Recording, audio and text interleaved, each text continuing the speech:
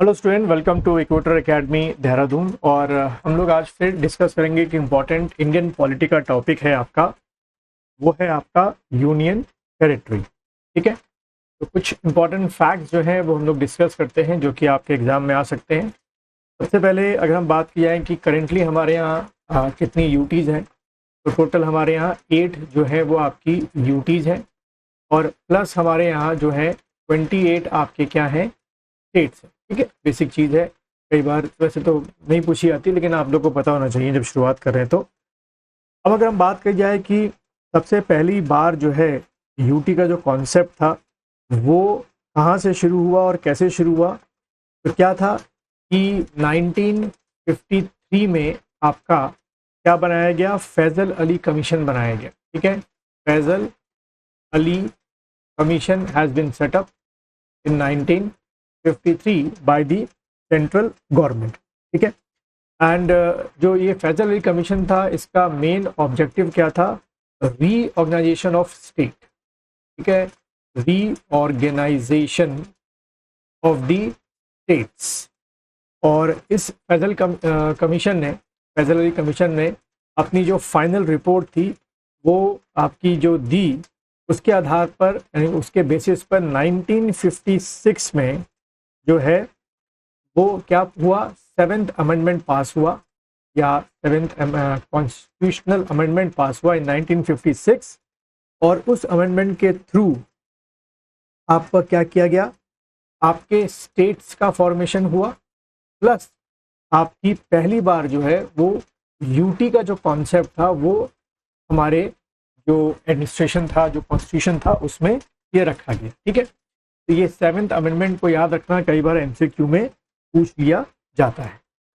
अब अगर मैं तो बात कर रहे थे ये 8 यूटीज़ की, तो वैसे तो मुझे उम्मीद है कि आप लोगों को पता होंगे, लेकिन अगर मैं बात करूं 8 यूटीज़ की, तो 8 यूटीज़ की लिस्ट में क्या है, दिल्ली, पुडुचेरी, अंडमान एंड निकोबार, ठीक है, Lakshadweep 4th, 5th Chandigarh, 6th आपका Dadar Nagar Haveli and Daman and Diu, क्योंकि मर्ज कर दिया गया है 6 को, 7th आपकी जम्मू एंड कश्मीर, और 8th आपकी क्या हो गई, लद्दाख हो गई। ठीक है, तो ये चीज़ थोड़ा सा आपको ध्यान में रखनी है। इसमें अगर हम बात करें कि जम्मू कश्मीर, यहाँ से एग्जाम में अगला क्वेश्चन क्या आएगा कि जम्मू कश्मीर और आपका लद्दाख, ठीक है, ये दोनों यूटीज़ कब एग्जिस्टेंस में आई, कब इनका इम्प्लीमेंटेशन हुआ, तो आपको डेट याद रखनी है, 31 अक्टूबर 2019 को जो है दोनों यूटीज़ का ओरिजिन हुआ। ठीक है, और साथ ही साथ आपके दमन एंड दीव और दादर नागर हवेली को मर्ज किया गया ऑन 26 जनवरी 2020, यानी कि merging Daman and Diu plus Dadra and Nagar Haveli, Dadra and Nagar Haveli. Date पूछेगा तो क्या टिक करना, you going to take on 26 January 2020। ठीक है, ये सारे फैक्ट्स में कोई भी फैक्ट्स आपसे क्वेश्चन पूछ सकते हैं। अब अगली चीज़ जो हमको याद रखनी है और एग्जाम में कई बार आती है कि यहाँ में जो लेफ्टिनेंट गवर्नर होते हैं वो कहाँ पर होते हैं, ये कई बार एग्जाम में देखा मैंने, पूछा गया है।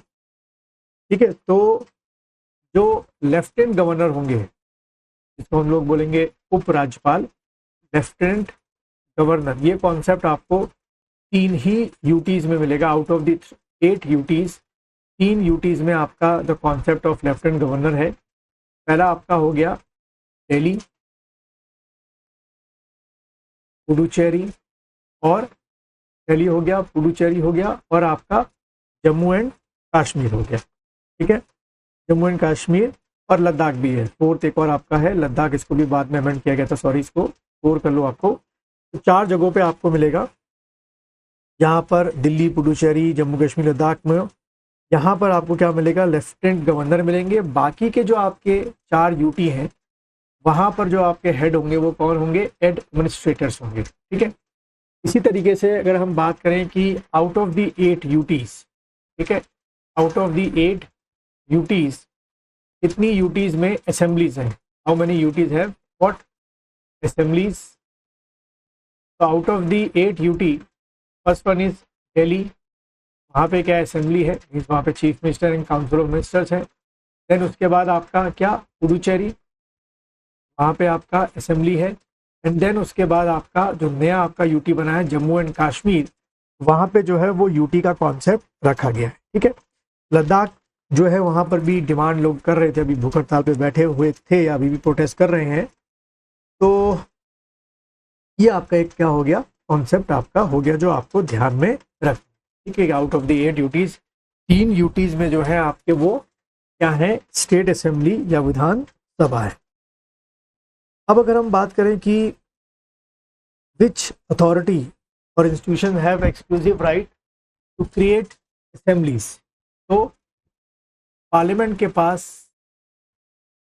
ये एक्सक्लूसिव राइट है कि वो यूटीज में क्या क्रिएट कर सकता है, असेंबली क्रिएट कर सकता है. That is why the parliament created UTs in Delhi, Puducherry and Jammu and Kashmir.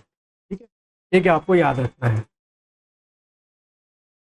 Then इसी तरीके से हम लोग एक और फैक्ट को देखें तो जैसे कि आपका क्या है, आर्टिकल 239 जो मैं भी बात कर रहा था, इसी को आर्टिकल फॉर्म में समझ लेते हैं कि article 239 gives power to parliament to form a state assembly. ठीक है. Your you can say assembly. Question क्या आएगा कि किस आर्टिकल के अकॉर्डिंग जो है पार्लियामेंट असेंबली फॉर्म कर सकती है, तो आर्टिकल 239 के अकॉर्डिंग जो फॉर्मेशन है वो आपका कर सकती है. ठीक है. ये आपको ध्यान में रखना है.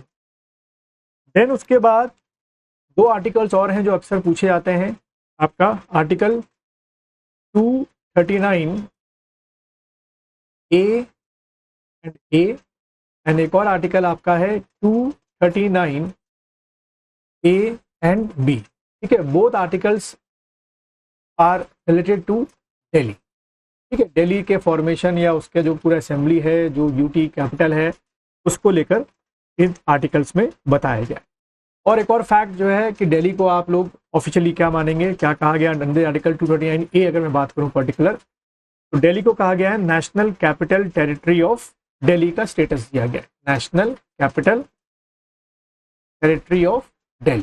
ठीक है. ये आपको पॉइंट्स जो है वो ध्यान में